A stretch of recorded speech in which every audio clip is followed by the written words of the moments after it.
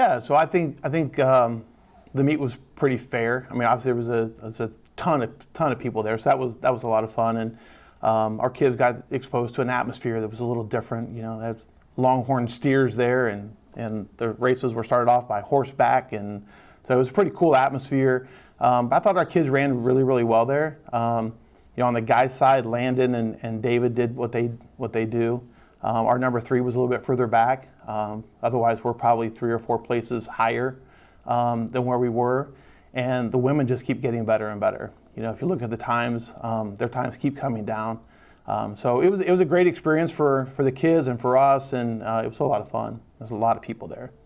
Coach, you mentioned David. I'm going to go ahead and throw another freshman in there, Kaylin Denny. You know, talk to us about those two freshmen. They've come in, they've really found the college atmosphere, you know, to their liking, it seems. They've really run well. The Kaylin's led the women's team in every single event this year. David's been second in 3 of the 4. You know, talk to us about those 2 freshmen. Yeah, so David has taken him a little bit of time to kind of to figure it out just within our team. You know, he was really, really good in high school. So for him to kind of find his niche and big kudos to Landon, because Landon's mentored him really, really well. So he's really rising to the top at the right time. Kaylin actually this past weekend actually ran into a little bit of trouble, and she ended up being our number 1 runner, and she actually went down on the course for a while.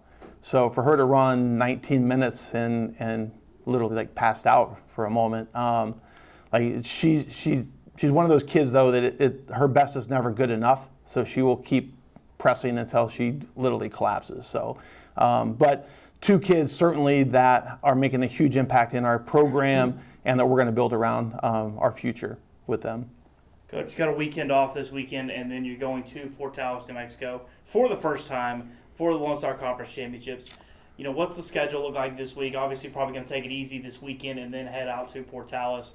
What are you looking for out of your team? What's the message to the team heading into such a big event? Yeah, I think coming off this past weekend, I think our kids got a chance to see a lot of the conference schools, and they kind of know where they fit now, and they also know what the possibilities are. So I don't think we have to do anything from that perspective. It's more of just putting the icing on the cake and making sure that when we arrive in New Mexico that we're rested and we're healthy and we're ready to go. So we're looking forward to that trip for sure.